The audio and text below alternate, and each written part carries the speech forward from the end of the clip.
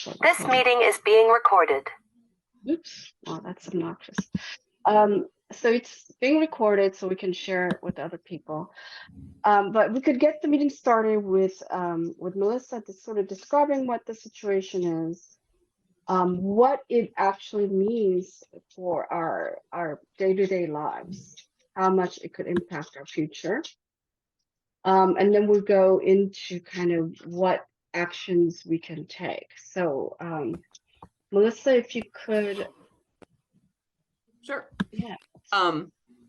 So basically, we have seen a trend in the last few years of bills being introduced by the state legislature that are what we call preemptive.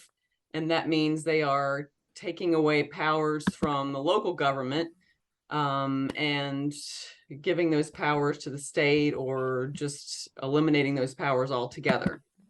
So we're concerned about that. I mean, we're planning, and we are a regulatory department, and the reason we have regulations is to protect our citizens. That's the whole point of it. Those regulations are in place to provide setbacks from residents to industries and things like that, and have land use policies that that prevent adverse impacts on our citizens and their investments in properties in our county.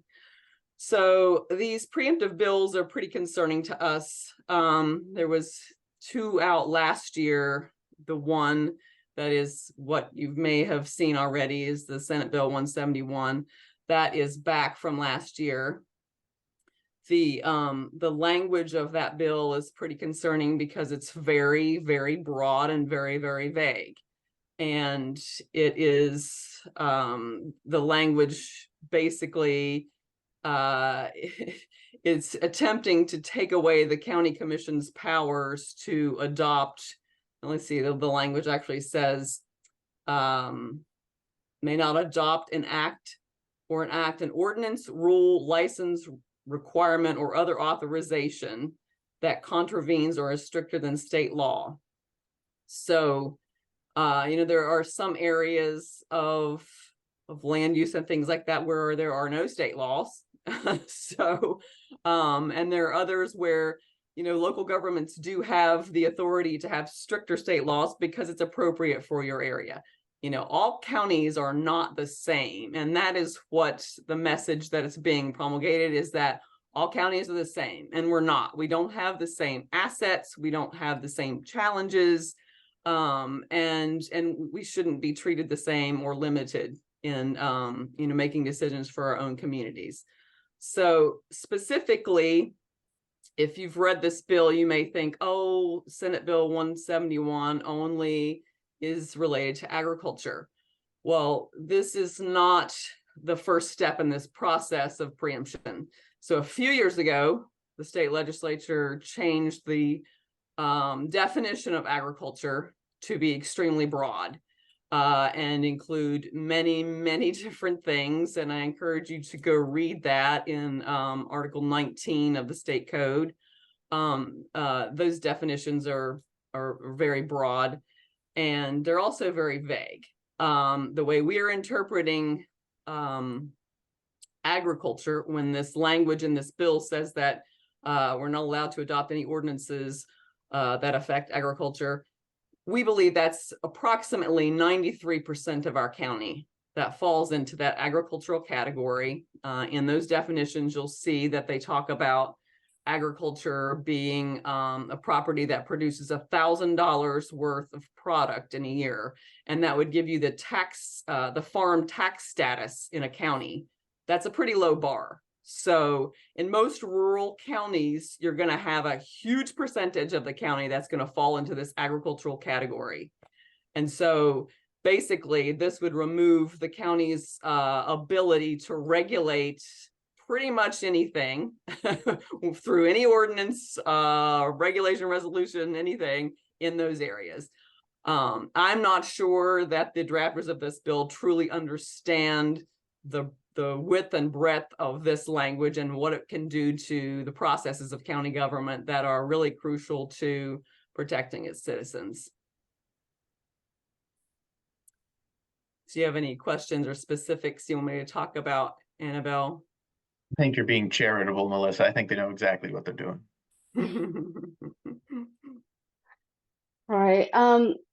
Yeah, I mean, I think what we can do is, because I don't want to make this meeting go like that long just because it's like a school night and we have another meeting on Saturday. There's a lot of, I don't want people to burn out.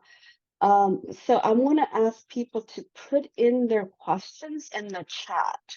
And and Melissa, if you could also help track the questions in there, that would be great. And then, but I want to kind of move into Linda and John, and then after John's done, then we can actually open it up for like Q&A for everyone and everything. Okay, does that sound good? So Linda, if you could speak to us about why citizen engagement is important and what happened last year when citizens got involved. But before I do that, let me just explain the backdrop of what is going on now. So we got word from Delegate Ward that when he returned to his office yesterday, there was a notice underneath his door, a one-pager front to back, and it was about supporting House Bill 2459. Well, first of all, it hasn't been introduced yet. The numbering's probably off, but this is something the developers, the renewable energy folks are bringing forth now. Like I said, it hasn't been introduced yet, so we don't have a copy of the bill. But they talk about in this document, this one-page front to back document, about how there's just so many local ordinances in the 55 counties of West Virginia, and it's really difficult to get your siting and get your permits, and it's very cumbersome, and we need to streamline all that. And this is the bill that's going to do all that. So that's what we're looking at today. Now, last year in the 2023 session, there were two bills. I can't remember their numbers, but and they were both House bills. And one House bill ended up in the Judiciary Committee. And so Ron Frost and myself and all of the folks that live in Meadow Hills and Cove Creek sent letters, emails to the committee members, called committee members to explain the impact that that bill would have on the quiet enjoyment of their property, etc. And so it came up for vote. There was a lot of discussion. This discussion went on for an hour there in the committee, which is almost unheard of. and it ended up, I think the vote was like 19-19 or something. It was tie. There was one absent person. So by the skin of our teeth, we made it through that. And so then we're all breathing a big old sigh of relief. And less than a month later, here comes another bill. And this time they're trying to change a code in related to the PSC, what the PSC could do. And again, the idea was to get rid of local ordinances and full steam ahead. Same thing, we started calling committee members, writing emails to committee members. I think it was in the Energy and Manufacturing Committee. They had it on the agenda. The chairman took it off the agenda. The reason we felt was because he couldn't get it through. He knew he couldn't get it through. There were just an overwhelming number of Hardy County folks that were calling and emailing about the issue and how it impacted them. So again, we made it. And here comes another bill, but we were expecting that. We really were. We were expecting that, and so we're prepared. We're probably better prepared this year than we were last year. But the influence that people's voices have on a piece of legislation, I learned was pretty phenomenal. It really was. And then Jonathan Adler told us in that training session we had at the yoga barn was that, really chairmen of committees, they don't want a lot of trouble. They want smooth sailing and smooth waters. And they don't want a lot of trouble. And if it's going to be trouble, and this is an election year, they're probably going to pass on it if it's controversial. Thank you. Thank you. Okay, John, if you could quickly kind of take us through some actions that we've been discussing, and that there's definitely stuff we can do that, and I think we can be very effective again this year. So take it away, John. Yeah, sure.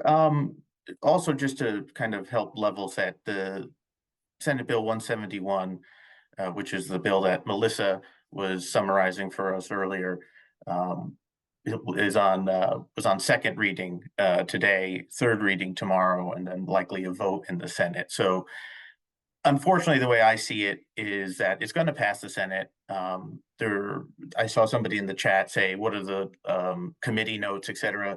It didn't go through committee. The president of the Senate fast-tracked this one because it passed the Senate last year. So really this fight, it's kind of going to the House. And this is where this bill died. That's where this bill died last year as well. So I think that's where our focus should be, is trying to influence this in the House of Representatives. So yes, it's going to be important to have our voices heard. Everything that Linda talked about in terms of emails, absolutely. Everybody on here should email Delegate Ward, and I'll work with Annabel and Melissa to get a list of maybe some other House members that are either part of the committees that will review this or just influential members in general for you to send emails to just get them to understand the impact this will have. I think we'll also probably need to work on some standardized text to kind of help people craft that message so that we're precise in what we're saying and the messaging we have. And I think we need to kind of expedite if we're going to make a trip down to Charleston to pass out some of the materials that we're trying to develop, so that the same way that Delegate Ward got, a one-pager under his door, they'll get a one-pager from us as well, trying to summarize, why they should be opposing this bill. And it really is just a shame. I've never lived in a state that valued zoning so little than West Virginia does. And it is really unfortunate. And if you look back at the legislative history of how West Virginia got zoning to begin with, it was for all the right reasons, right? To protect natural resources, to ensure that there were, sustainable economic development. I think one of the things the legislators don't understand as well is the impact this will have on tourism. And, it's been a priority for Governor Justice and the legislature to promote tourism. But, I'm sure Governor Justice wouldn't like, a windmill farm or methyl bromide fumigation facility right next to the Greenbrier, which technically this bill would allow. So that's the kind of message we need to get across. But that's kind of where things stand. And we'll need to just work quick over the coming days to kind of put together that standardized email text, some talking points, and then to get them out to you so that we can be contacting these House members. And I'd like to point out also, John, that it's not just zoning. This bill is so vaguely written that it's any regulation. It's subdivision ordinances will be negated. Floodplain ordinances could very well be negated, which are required for federal disaster money in a flood. The list goes on. We can't, we're actually developing that list. It's pretty expansive and alarming. Yeah, so in the link that I've been sharing, it has some talking points that were suggested by one of our members here, and actually I'm going to ask him to talk in a few minutes, and then it's going to be in development. I think we have to kind of put our heads together. Another person I was going to call on at this point is John Doyle, who's on the call. John, can you unmute and introduce yourself? But John is extraordinary, like he's in Jefferson County. He's been a delegate, I don't know how many years. How many years did you serve as a delegate, John? You're muted, by the way. You're still muted. Okay, yeah, there you are. Now, Yes. can you hear me now? Yeah. So I Yes, just want to okay. introduce you, and then basically, I think John can also help us figure out actions and talking points, because you are volunteering as our lobbyist in Charleston. I served 26 years in the House of Delegates, and in 3 different stints. I want to say hello to Tom and Peggy Hawes, whom I've known for years and years and years. I just happened to see them on the screen here. I actually talked with Senator Patricia Rucker today, who is one of the sponsors of the Senate bill. And incidentally, the reason that bill is being fast-tracked is that the Senate decided that every bill that they passed last year that the House did not take up, they were just going to pass it again without sending it to committee for anything. I think that's a very bad idea. I mean, even if you passed a bill last year and the other House didn't pass it, it would seem to me like at least you'd want to send it to committee again, because maybe there are some things that you learned, in the intervening year that you might want to make some amendments to it before you passed it out. But for some reason, the Senate has taken the attitude that they're just going to send everything to the House that they sent to the House last year. I talked with Senator Rucker, and incidentally, I don't know who it was that said, "Oh, they know what they're doing." I think some of them do, but I don't think all of them do. I talked with Senator Rucker for about 45 minutes today, and to a little bit of history, I filed yesterday to run for the state Senate for the seat that Senator Rucker holds, and she's running for re-election. She has primary opposition, but if she wins it, she and I will be running against each other. We are friends. I respect her. I think she is a straight shooter, and she's an honest person. She does not think the bill does what we think it does. And so what I'm hoping is, and Annabelle, I think you're coming to town on Monday. What I'd like to do is set up a meeting between you and Senator Rucker, and also some of the House sponsors whom I know. And my suspicion is they don't see the bill in the way that we see it. So I think if we can perhaps change the minds of some of the sponsors of the bill, that might help us go a long way to getting the bill defeated this time. So that really is the situation. John, what does she think it does compared to what we think it does? But she thinks it is totally restricted to agriculture. And what she says is, and she talked with the Senate lawyers that helped draft the bill, she says that constant reference to Section 19 keeps it from going anywhere else. Has she read the definition of agriculture in Section 19? Yeah, actually, she and I read it together in her office probably about 3:30 this afternoon. Excuse me. The problem is, and here's where she and I disagree. I think that that definition of agriculture is too broad. It's in a bill called it came in a bill called the Agritourism Bill several years ago, which I think I voted for. But after seeing what has happened, I'm sorry I voted for it because it's caused some serious problems in Jefferson County. She thinks that it is simply not being administered at the county level the way it's supposed to be. I disagree with her about that. But at any rate, I do think what we need to do is get some of the sponsors to realize that the bill may go farther than they think it goes. And if we do, I think we have a shot to get it, particularly in the House, kept off the agenda. And when it gets to, it'll be passed out of the Senate tomorrow. It'll be received in the House on Monday. They'll refer it to a committee. I think probably the Judiciary Committee. And incidentally, the new chairman of Judiciary, Tom Fast, is actually quite favorable to zoning. He represents Fayette County, which was the first county in the state to have countywide zoning back in something like 1973.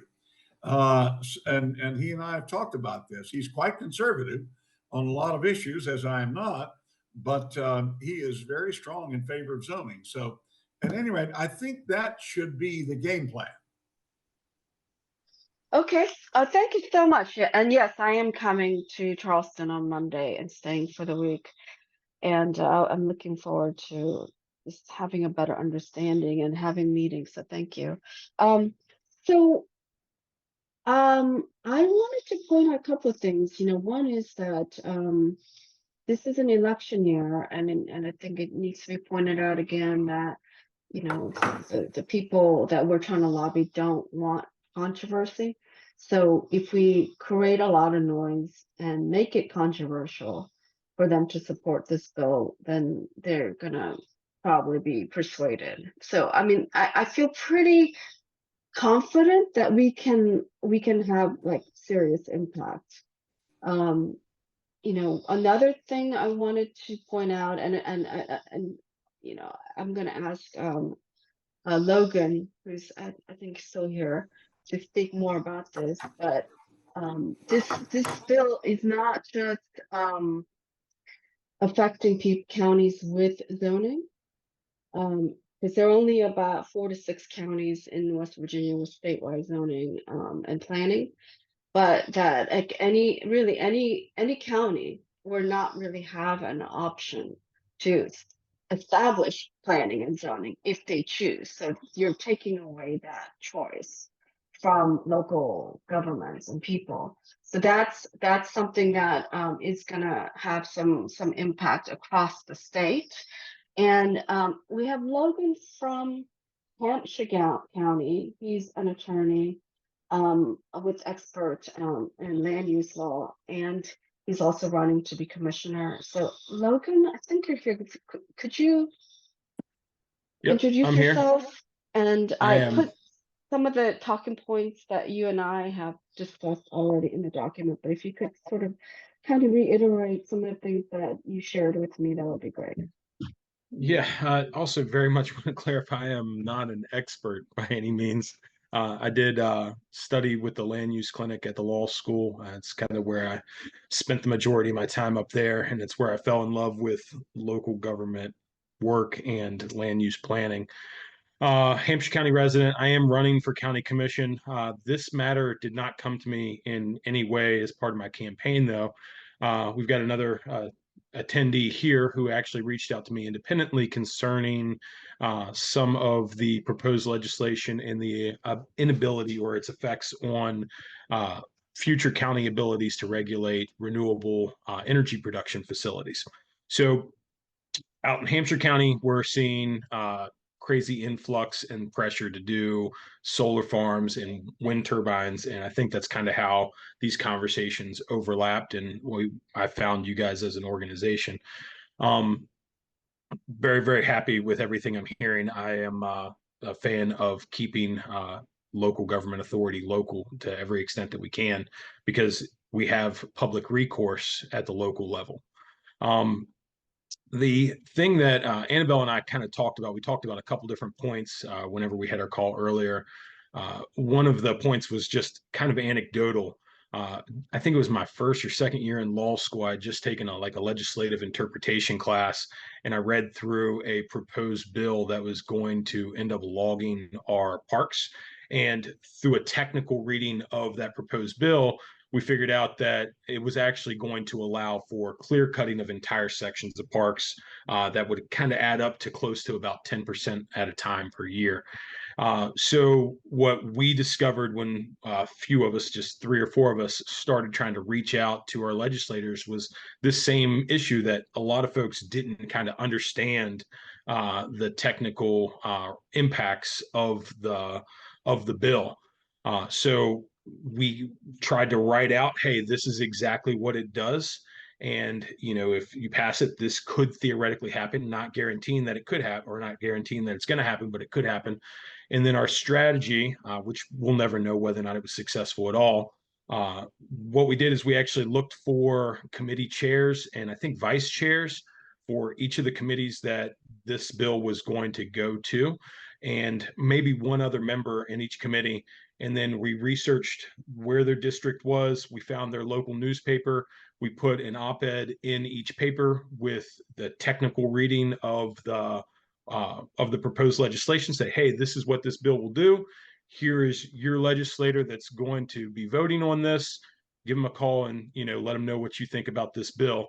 And maybe that worked, maybe it didn't, but definitely got a lot of feedback from the emails that we sent out to the papers with regards to interest in the articles that we wrote. So I don't know that that's a strategy that'll work. This is also not something that I've ever wanted to have experience in, but I can say that as somebody that's concerned about our county that does not have any ability to regulate land use at all, these proposed bills that I've been reading up on the last few days will essentially evaporate our ability to regulate a whole bunch of threats that we're now just are realizing exist in Hampshire County. And then I guess the other kind of component to that was an understanding of where our citizens are and kind of how this bill would get sold on them. Our citizens are conservative. They have libertarian kind of roots. We don't like to be told what to do with our property, and that's thus our grounds for resenting everything that rhymes with zoning. But the understanding, there's an educational component that can happen there too. And the understanding that when these bills get passed that preempt local authority, they're actually just reallocations of the authority from the local level to the state level. So if we can kind of help our citizens understand, like, you don't have to regulate this if you want, but your ability to reach out to your neighbor, to your local county commissioner, and have a voice goes away, and it goes to a further, more distant government when we allow state preemption of these matters.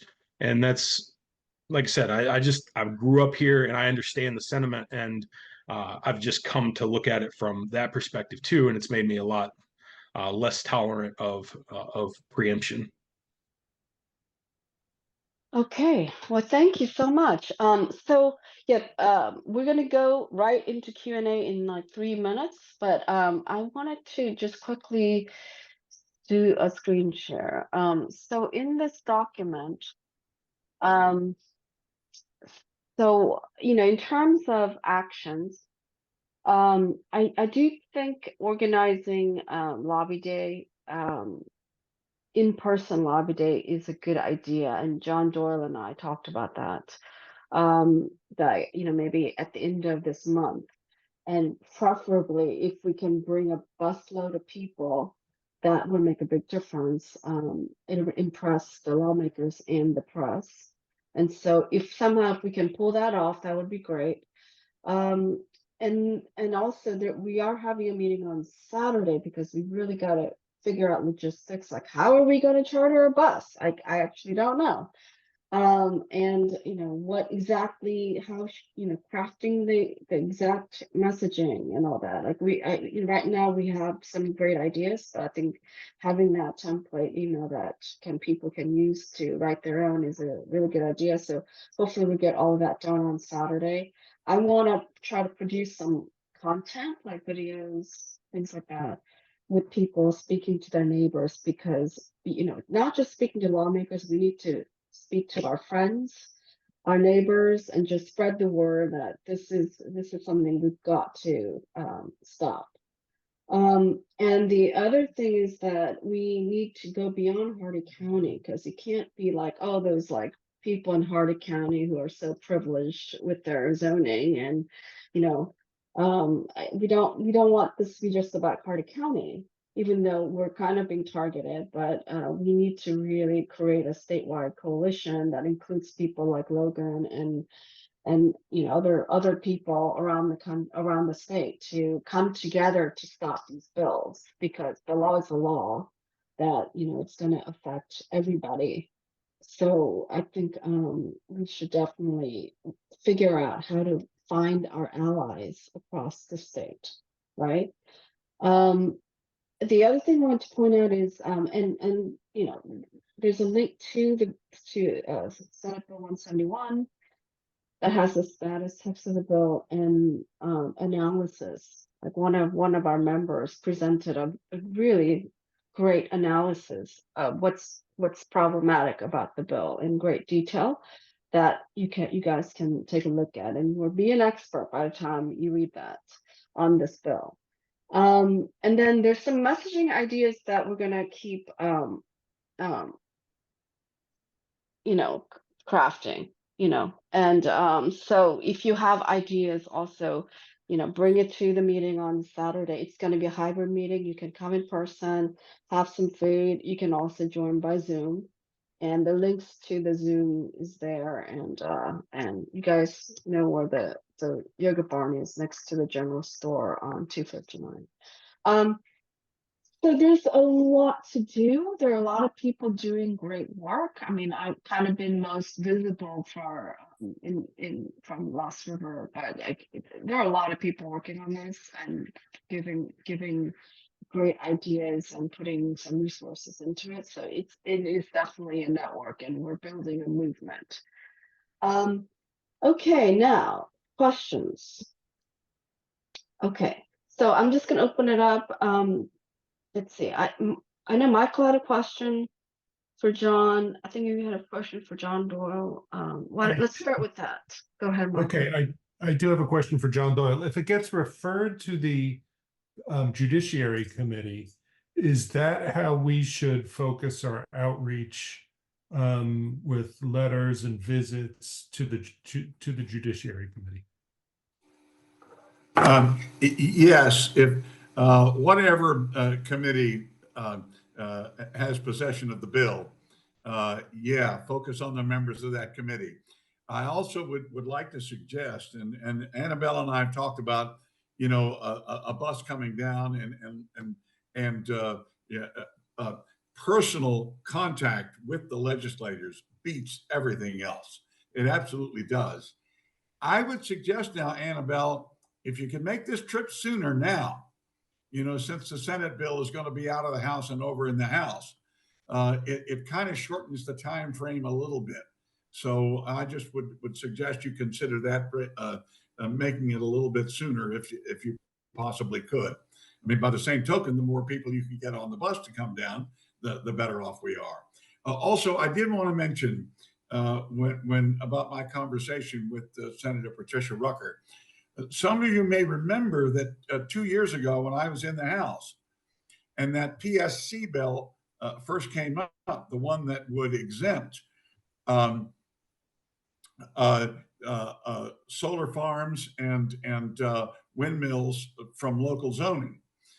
She and I worked hard to beat that. And then last year, I wasn't there, but she also worked, she probably was more responsible than anyone for defeating that bill.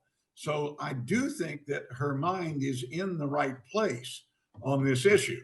The question is getting her to realize that she has misjudged what the bill does, very possibly by listening to Senate lawyers, and that happens a lot in the legislature. I've had that happen to me a time or two. So anyway, yeah. Okay, fantastic. Okay, so Neil had a question about timeline, and it speaks to like how we time the bus trip, and so timeline. What John, what do you think in terms of timeline? And then when is the best time, if you could just pick a date for us for us showing up in Charleston? The best day is Wednesday. If you could come in on Tuesday night and be there all day Wednesday, and then maybe go home Wednesday night, that would be and I would get it. What date had you planned it? We talked about 30th or 31st of January. If you could make it at least a week sooner. Okay. Okay. So if anybody has any leads on chartering a bus, let us know, because that's what we need to do. We need to figure that out. Annabelle, if you don't mind, one thing, folks, that Annabelle and I talked about, I suggested, I think there is a transit authority there. I think that, isn't it Potomac Highlands? Is that the name of it? The public buses? Sometimes they will lease buses. They're not the big, 40 or 60 passenger ones. They're more like 20 or 25. But it might be that would work, and maybe you get two of them to come down, or maybe with a smaller bus, you get 20 people to come down one week and 20 more coming down the next week. I just throw that out for your consideration. Okay, thank you. So Mark is asking, why is Wednesday the best day to make the visit? Say that again. Why is Wednesday the best day? Someone's asking why Wednesday is the best day. Don't do either Monday or Friday. Many of them come in late on Monday, and at least up until about the last 2 or 3 weeks, they leave early on Friday. So you've got full days Tuesday, Wednesday, and Thursday. And particularly, it doesn't, and this is more for the House than the Senate. The way the House's committee schedule works, you've got more people with free time in their offices on Wednesday than on Tuesday and Thursday.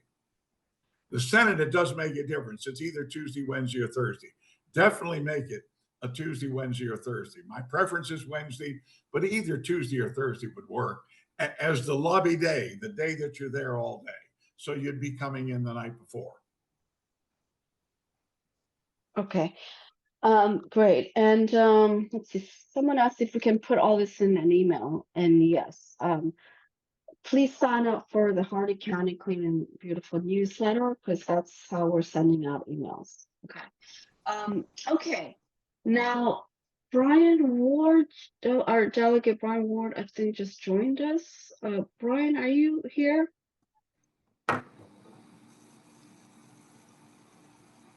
Bryan, are you here? I'm not seeing you on the screen. Oh, there you are. Okay, I see you. Yeah, could you say hello? I don't know exactly when you came in, but Thank you, Miss Annabelle, and my apologies to the entire group for coming in so late. I was tied up on 2 other meetings, and I wasn't certain I could make it. Delegate Doyle, it's great to see you again, sir, and I appreciate you. I'll yield to Delegate Doyle, for he has a vast more experience with his suggesting Wednesdays may be the better day, and Fridays are a day that usually the committee schedules, at least for the first 3 or 4 weeks are, in somewhere around 2 o'clock. As for the late start on Monday, I've not encountered that in my 4 years here. But so, and I don't know, I have not even had a chance to look at, I've got maybe 100 emails in my inbox from this afternoon, unless something has changed. So we had 2 objectives. One was to defeat the assault on the local control via the zoning and planning. And that defense, I'm afraid, is getting increasingly hard simply because Hardy County is one of the very few counties that has zoning and planning. And I fear I'm going to eventually lose the argument if we stay on defense. It's still a worthy cause. And just by the title headings, I know that there had been some in our group that had sent emails, indicating, I just saw windmills, and I was encouraged by that.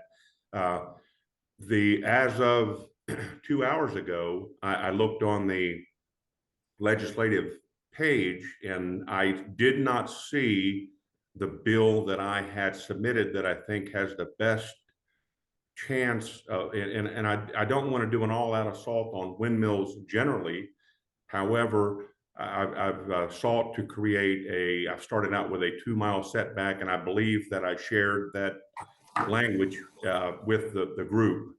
And the hope is that we can, I figure that, through the debates that, we'll ultimately end up with perhaps much less than 2 miles, but yet enough that folks will be able to recognize that Hardy County's, just from the safety aspect, is going to be, it's going to put a lot of homeowners in jeopardy and deprive them of enjoyment of their property.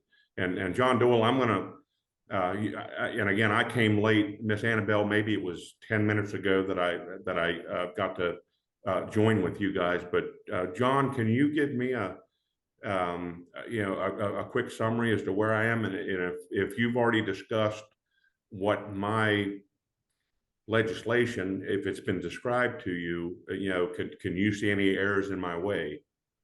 Well, actually, Brian, no, I did not know about that. We spent the entire time on 171 before you got here. And incidentally, when you mentioned about Monday, yeah, there are committee meetings on Monday. What I was referring to is particularly the folks who live closer to Charleston than Morgantown. If they don't have committee meetings on Monday morning, they usually don't get here until the floor session starts. It's just the number of people who were available on Monday morning. That's what I was referring to. Well, you and I both have a pretty long haul down here. Yeah, that doesn't affect us. If we don't have a committee meeting before the floor session, we're going to be in town on Monday anyway. So Annabelle, there has been no discussion on the, I guess the offensive bill that I've already introduced, but yet it's not been assigned a number yet. Yeah. Right. I just put it in the chat, the proposed bill, because I posted a copy of it. But we have not gotten there yet. We were talking about the preemptive bills. Yeah. So if I can ask Mr. Ward a question, you started by saying that the preemptive bills, it was an uphill fight. Could you elaborate on that and what we can do to turn that around? Certainly. Currently, and I don't see any potential changes in that anytime soon, but I believe it's 7 counties that currently have zoning and planning. At least that would, something that is are already in place. And so when I try to make a pitch to defend zoning and planning, I only generally have the ear of 6 of those, one of which is Greenbrier County, which is already populated by an entire string of windmills up on their hilltops. So the vast majority of the counties, of the 55 counties, so that leaves 48, 47 or 48 that have no, other than those that are principled, those delegates are not inclined to be as sympathetic. And I'm not suggesting that, you know, we have no compassion, you know, amongst the members, but, you know, a lot of times folks are more inclined to, well, that doesn't apply to my district, which would be the vast majority of delegates and senators. And therefore, you know, I'll look at the other things where, you know, the state or other subsidies are dangling money in front of you know, counties to say, well, hey, this is going to be a windfall, no pun intended, for the county. One of which, the biggest advocate for the bill, and I don't know if he's on here, but Gary Howe, who represents Mineral County, today was actually Mineral County Day, and they all seem to celebrate their polluted viewscape. You know, if you go through Kaiser, you know, it's just one windmill after another, and they view it entirely different. And he's been the biggest champion to see that every county enjoys the polluted landscape or viewscape. So I don't know if that answers you, Mr. Rubin, but you know, the challenge has been in defending this is that, you know, I have a hard time with my pitch to appeal to probably 80 of the members who really have no emotional attachment or love for the beauty of our county. I also just would like to say that this doesn't just affect zoning. There are a lot more counties that have subdivision and land use development ordinances, and this 171 would also negate those. So people could build subdivisions however they like. They wouldn't have to get surveys. They wouldn't have to record their surveys. They wouldn't have to be right-of-ways of a certain distance, no infrastructure requirements. So that the way 171 is drafted right now would affect a lot of different ordinances, not just zoning. And also floodplain. That's the most important and it has the most implications, I believe. Yeah, thanks for that, Melissa. And it's been, I've not actually seen the language in 171, but you know, in formulating or trying to build my talking points for the offensive part, you know, the last statement is going to be, this is coming to a hill near you. And hopefully, folks, if I build an argument, but I don't want to be seen. You know, I've learned more about windmills than I ever hoped to, and I'm trying to look at the science of it. And I sent, I think I shared with you, Melissa, or directed you to look at the Potomac Highlands Conservancy, which is under an alliance of other environmental groups who are among them would be the Sierra Club and some other well-known environmental organizations. And I haven't had the time to I've reached out to them and asked them to come and talk with me on that particular website, the Potomac Highlands Conservancy. They are an environmental group, but they have a stated position that with all available data, that if you don't assign a value to the viewscape, or even if you don't assign a value to potential hits in tourism, the net environmental benefit of the wind turbines, because the coal fire furnaces that at the generating plants run at less than peak efficiencies when there's intermittent energy dumped onto the grid.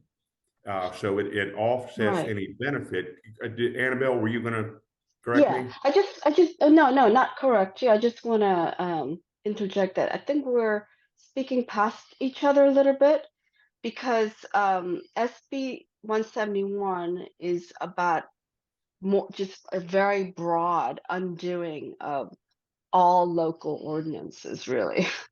It says it's agricultural operations, but it's so broad that you're undoing all kinds of planning and land use and zoning. And so it's not just about windmills. You know, there's another bill about windmills that's going to be introduced in the House. That's so more specifically, narrowly about windmills. So I think we're kind of talking past each other because you know, Melissa and we are concerned about all the things that we would lose control over, that we can't regulate because of SB 171. And so it's not just about views. So yeah. So And Yes, yeah. all of these things are going to fall under the umbrella of preemptive bills like the 2459. That is preemptive in that it's going to be taking away local zoning powers to regulate the sites of these operations. So yeah, the preemption is kind of the overall. Then there are other bills that will come in that will affect windmills, probably solar, you know, more specific to zoning, things like that. I hope everyone's clear on that. Okay, I'm going to respond there briefly. So in all fairness, I've not seen the language in that. It's been a day. However, if they have broadened their assault on local control, that would be encouraging. And John Doyle, if you would, you know, tell me if I'm on track here. If that's going to broaden the assault on local control, then the County Commissioners Association, I would think, would have a lot of political horsepower to weigh in, because you know, whether it relates to windmills or otherwise, I think if the I don't know how many 3 times 55 is, but you know, of that many county commissioners, you know, I other than Mineral County, perhaps, I believe that would, you know, we would be able to rally another significant number of folks with a lot of political horsepower to join in that fight, because, you know, then you could lay out the various reasons and not be windmill specific, but say, hey, this is just an all out assault. You know, county government is where the rubber meets the road with community interface. You know, you guys can pick the phone up and, you know, say, hey, you know, Bryan Ward, you know, this is an issue that we're concerned about. But, you know, to make a power grab, that's not a left or a right idea. That's just, you know, bad government. You know, I think you're right, Bryan. Exactly. I was kind of happy to Exactly. see how broad that language was, because it's so unreasonable. It makes it better for us. And I think that's going to, again, you know, and Delegate Doyle, if you would, you know, I can see, you know, and again, I'll take your summary, you know, that it's very broadly written, but I would think that would bring a whole group of influential folks from every district in to defend that. Yes. Delegate Ward, yes, it would. It absolutely would. And I know that some of the sponsors don't understand that. And I don't think you were here. I explained to the group. I met with Senator Rucker today for about 45 minutes about this. And she doesn't see the bill that way at all. And so I'm going to, when Annabel comes to town this coming week, she's coming on Monday, I'm going to set up a meeting with her.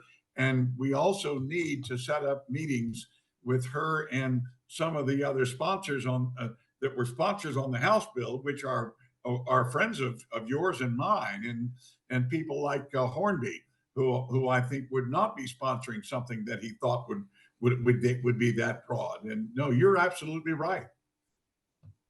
Okay, I just want to sort of do a time check. This was supposed to be an hour long. If you don't mind, we are going to continue because we have a couple more things to discuss, and I want to introduce you all also to Lucia Valentine. who's on the call from Jefferson County, and she's a lobbyist also for the West Virginia Environmental Council, and she's also happens to be running for office. She's running for delegate position now. So, Lucia, are you still here? Can you say hello?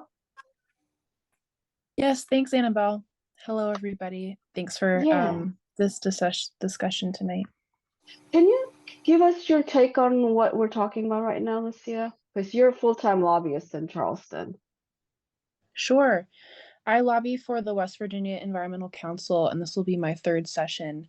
And so for the past 2 years, we have worked to defeat the zoning bills that have come up. Again, I'm from Jefferson County, so we're one of the few counties with countywide zoning. So this is an issue that's hit close to home, but also want to make sure that we're maintaining local control. So we have our eyes on these two bills as well, and want to help however we can at the Capitol to defeat them. Okay, so you think we can build a coalition outside of Hardy County to try to stop these bills, right? Okay, but that's very Certainly. reassuring. Yeah. That we have Lucia on the call, and also Logan from Hampshire County. I don't know if there's anybody else from another county, but I think we have to go beyond Hardy County to defeat this. Now, let's see. I think people have been good about answering questions that are in the chat. I think to clarify, Doyle Ward, I think people do support your offensive bill to for the 2-mile setback on the wind turbines. But I think all of us here on the call are very concerned about the preemptive bills and how much that's going to take power away from citizens that we have, because we can have input at the local level, and we do not want to give that up. And so that's something that really brings us together. I think Logan, if you don't mind, I kind of want to go back to you to get your thoughts on the discussion, and then I think we're gonna move towards closing. But if there's anybody who has a question, like, please raise your hand using the Zoom function, physically raising your hand. Go ahead, Logan. Yeah, I mean, I appreciate the microphone, but I'm admittedly way out of my element here. I mean, I do, however, understand the zeitgeist and the sentiment that's going on in a non-zoned county, and the wave in which these bills could move forward. If everybody says, "Hey, we don't want government interfering with our use of property," but then they don't understand that zoning can be nuanced too. So in West Virginia, you could have an ordinance that only says, hey, we're going to put, solar farms in this corner. You can have an ordinance that just says that. So if folks fear all land use regulation, you can't have any discussion about land use regulation. And I think another element of this that's harder, I mean, I'm not in Charleston, so I don't understand what these conversations between delegates would be like, but we're essentially asking delegates to say, don't accept this authority and keep it at the local level. And I understand how that would almost be a harder sell for them too. It would make sense that they would be more receptive to the preemption, because then they get to make the decision as to, how these things play out. So I don't know. I think that one of the ways that I have been able to talk to people here locally about it is just to say, right now, even though we don't have this law, or we don't have an ordinance that even relates to this, we still have the option to talk about it as a community and choose whether or not we want to regulate this in the future. If these things get preempted out, we forever lose that ability to choose for ourselves. So just kind of fighting for our ability to retain the ability to have a conversation and the ability to self-govern in the limited way that we can, I think is something that still could resonate with our conservative libertarian population out here in the hinterlands. Okay. Okay, great. Thank you so much, Logan. Melissa, can I go back to you? Do you have any closing thoughts, and could you talk about this legal fund? Oh, okay, sure. So back in August, the county commission voted to take advantage of a portion of the state code that allows planning commissions to adopt or to accept donations. And it says that those donating must the money must be used for the purpose specified by the donator. So they created a fund that people can donate to. We adopted a resolution in the planning commission to support that, the reasons we're doing it. And the county commission Tuesday also adopted a resolution in support of that. We are working on the procedural document of how those monies would be spent. We're still not quite done with that, but we do have almost everything ready to open up the website to allow donations. The two uses that money would be used for is legal offense and legal defense. And the offense would be for limited lobbying activities, educational things, maybe mailings, things like that. So those are the two purposes that we will take the money for. Okay, so we can't use it for the bus. We'll have to raise some money another way. But yeah, I think that will definitely help us especially if this passes, and we might have to take it to court. Right. Let's see. Yeah, and Linda, could I go back to you, Linda? Do you have any closing thoughts before we leave? I am really more concerned about the House bill that hasn't really come forward yet, related to wind energy systems. That's really my focus, is that. And this is that document that was placed under the office doors of the legislature's House delegates yesterday.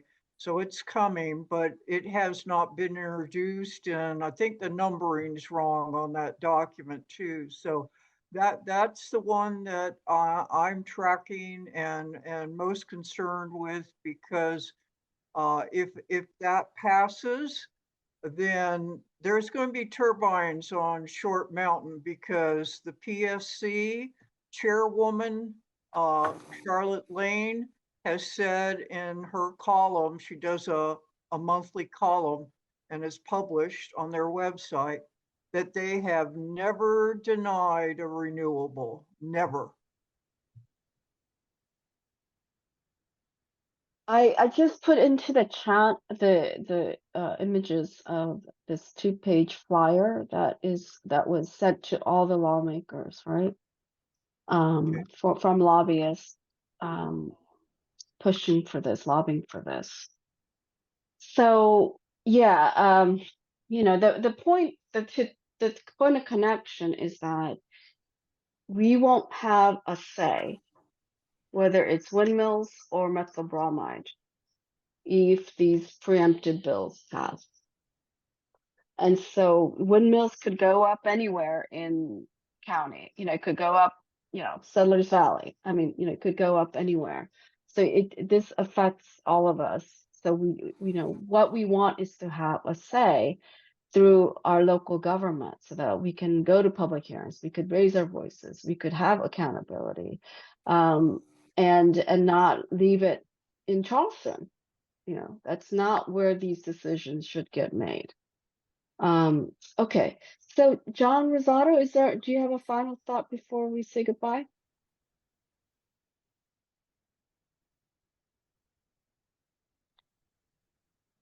Okay, maybe not. Okay, so let's see. I think we'll leave it at that for now. Please leave any other questions you might have. Neil wrote, clearly we need a list of how many different ways this legislation would impact local decision making in both zoned and unzoned counties. Yeah, I mean, I think if you look at you're talking about SB 171, I think, the analysis, I think, has a pretty good list of all the ways this affects local decision making. So you could take a look at that for now, and then we can keep, clarifying it.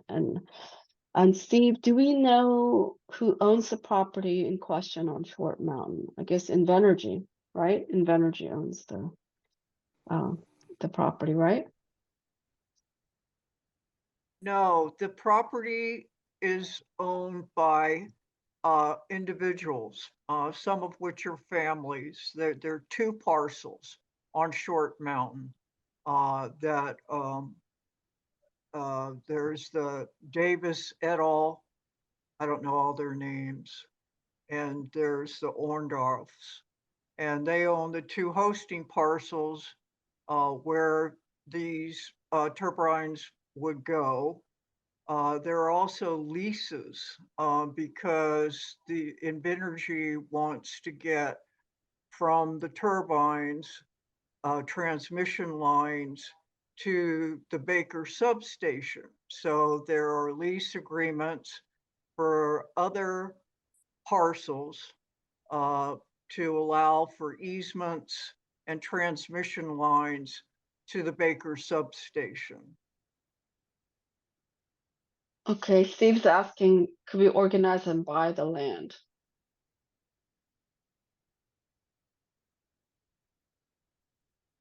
Linda? Well, I don't understand the question. The property is privately owned, right? Right. Yes.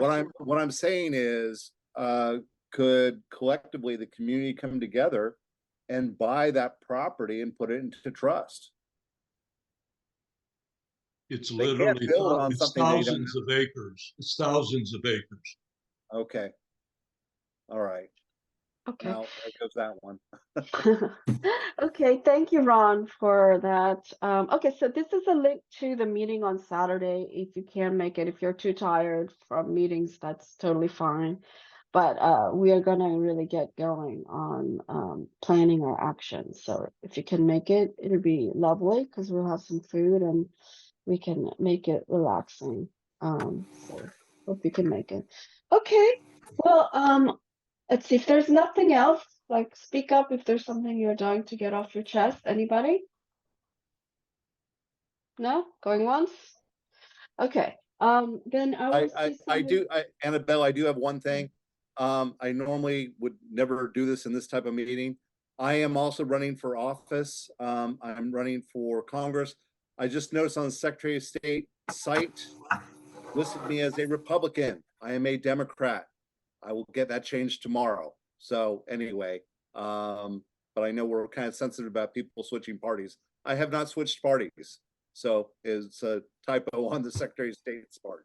So okay, if anybody's down in Charleston wants to go knock on a door for me, let me know. okay. All right. Thank you. Thank you, Steve. Okay. All right. So Annabelle, sure. do we have maybe 2 more minutes? I would like to hear about Delegate Ward's bill.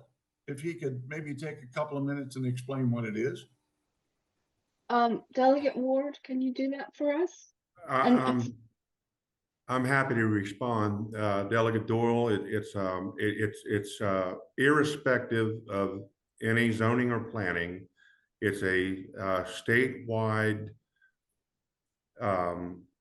proposal to create a 2-mile setback from any residential dwelling, and I think it's a conversation starter.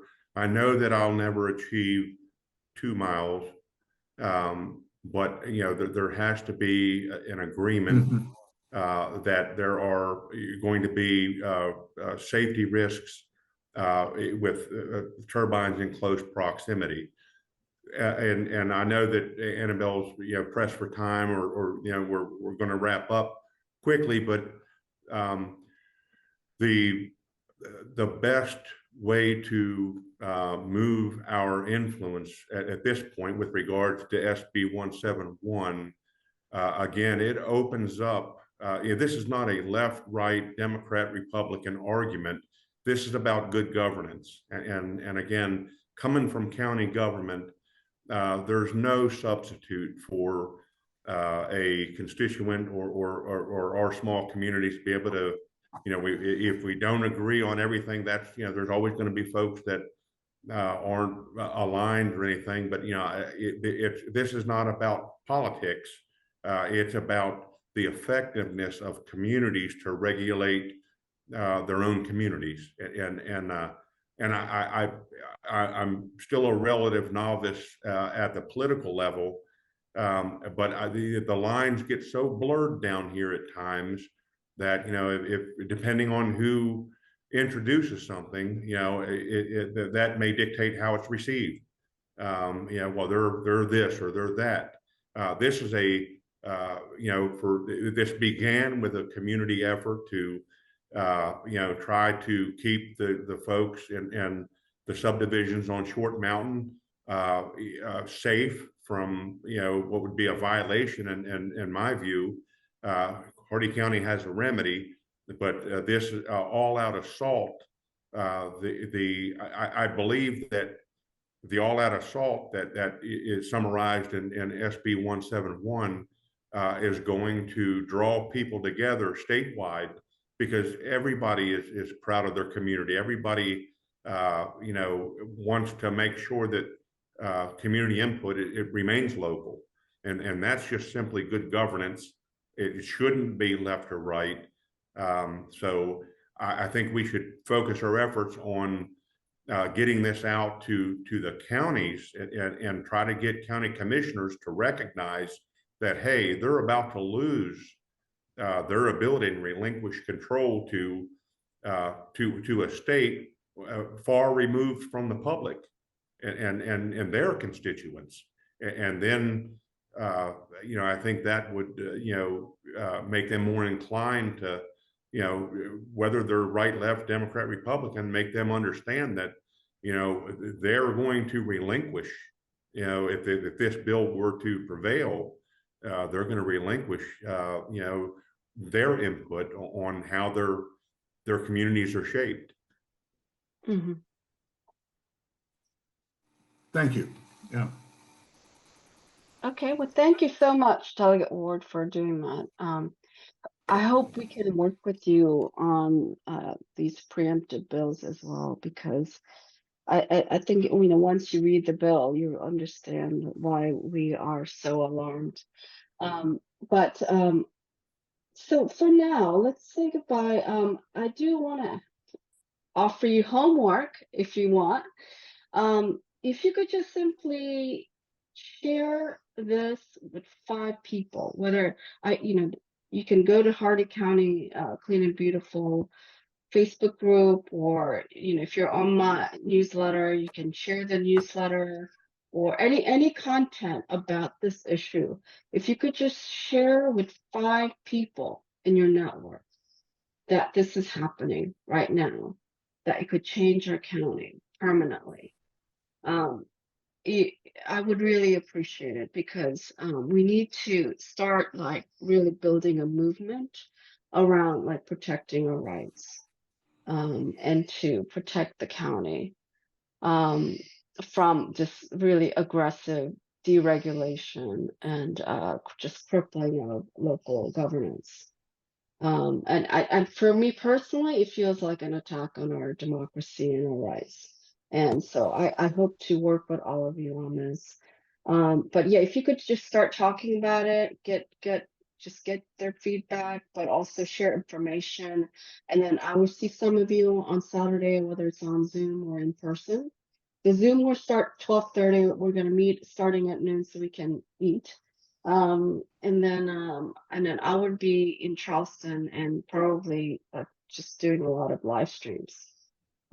Okay, so thank you all. Thank you, Delegate Ward. Melissa, thank you, Linda and John and Michael and John Doyle and Lucia, everyone, and Logan, everyone who spoke today. Appreciate it. And we'll talk to you guys again soon. Good night, everybody. Thank you. Bye. Thank you much. Bye. I'd be here if anybody wants to stick around and just chat a little. Melissa. How are you feeling, Melissa? I hope you're okay. I'm okay. Don't get sick on us. No. Um, so John. Oops. Okay, he's gone. Sorry, I have a question if anyone is Sure. available to answer. Sure. I'm a novice at all of this. This is Celia Coleman. He mentioned contacting the County Commissioners Association. Any tips on locating that information online for me? Yeah. Yes. Melissa, do you want to answer that or should I? Oh, she's on mute.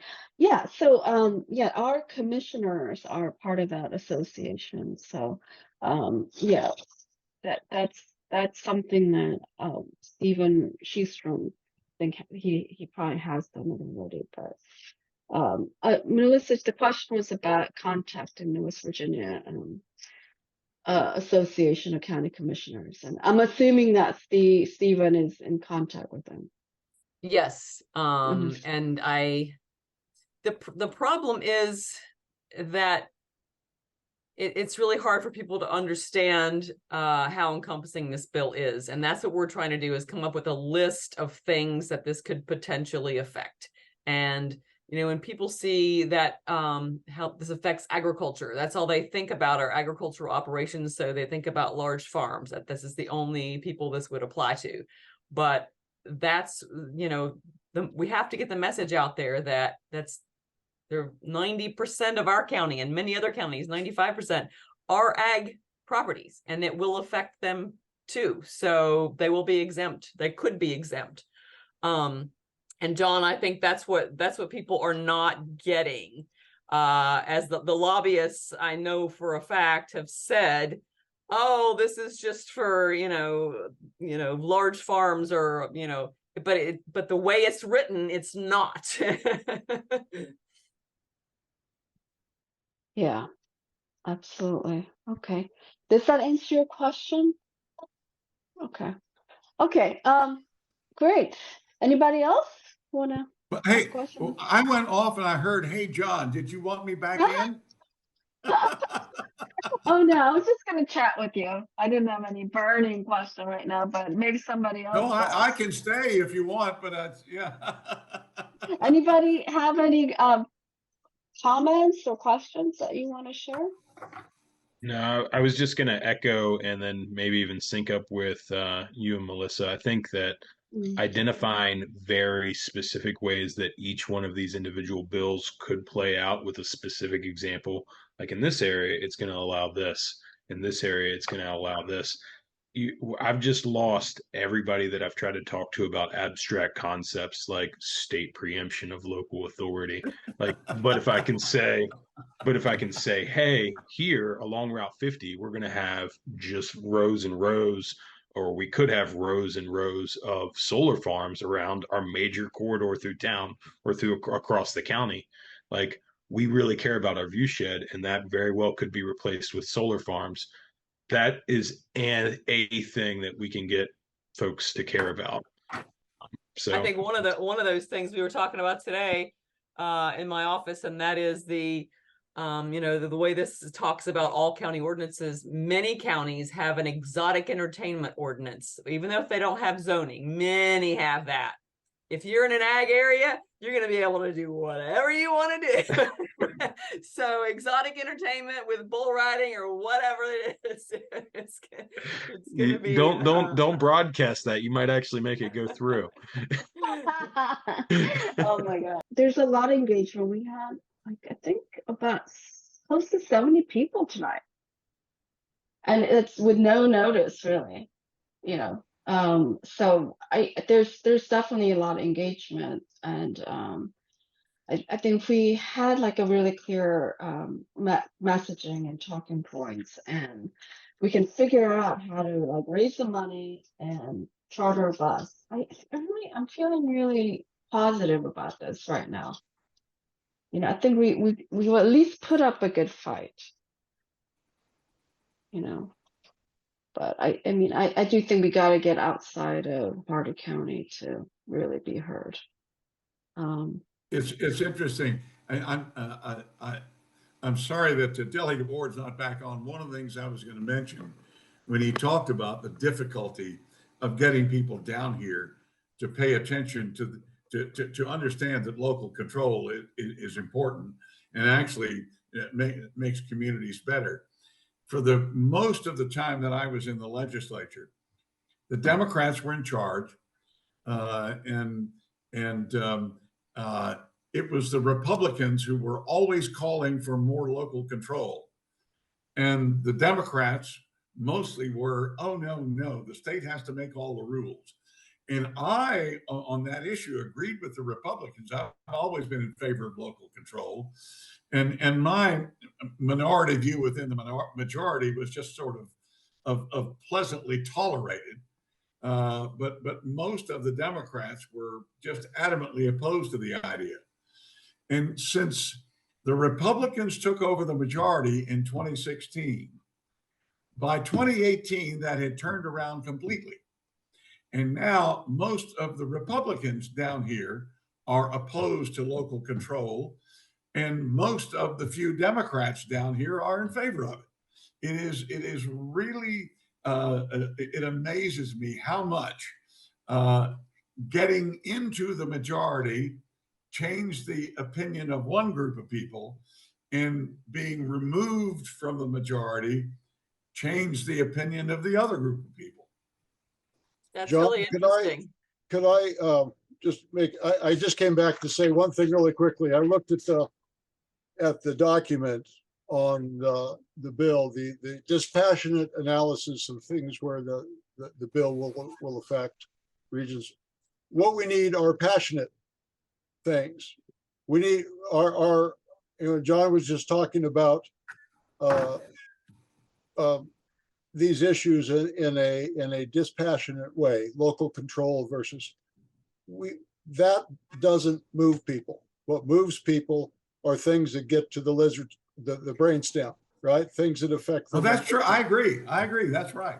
So this list is a great starting point, but we need to generate a list that hits people where they live, right? That gets people thinking about how this is going to affect them personally or their family personally. And one of the things about the methyl bromide that got everybody hot was poor Miles Park is sitting here and he's suddenly going to have a gas spewing facility imposed upon him within 100 yards of his house, right? So that had an impact on people emotionally. You know, it was logical, it was rational, but it was also deeply emotional.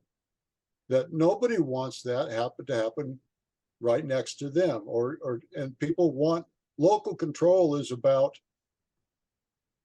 It's a very personal thing. It's not dispassionate. So I would just argue that the talking points need to be made in a way that they hit people where they live. Does that make sense? No, yes, it does. That's right. Yeah. And that's why personal contact with legislators. Yeah. I mean, is so critical. That's the best way to drive home this kinds of, hey, this is who is gonna be screwed by this bill. Right. There are more so-called passionate few talking points that I put in the document. That was just what I shared with you about the bill. There is just a kind of an educational, informative analysis that people can use to just digest what's actually in the bill. Yeah. But feel free, Neil, to come out with some talking points also that you think would get people engaged. I think that would be fantastic, Neil. I'm sure you would do thank you a good for all job. you're doing. Thank you for all you're doing on this. And Melissa, you guys. Oh, look at the dog. Well, she's got to go out, so she is really bugging me. Oh, All right, I gotta go again, I'm but it was good happy. to see everybody and thank you all. Okay, Yeah, well, you too. thank you. Thank you. Take care, Melissa. Thank you so much. Thank you. I'll see you all. Okay. Bye, everybody. Good night, everybody.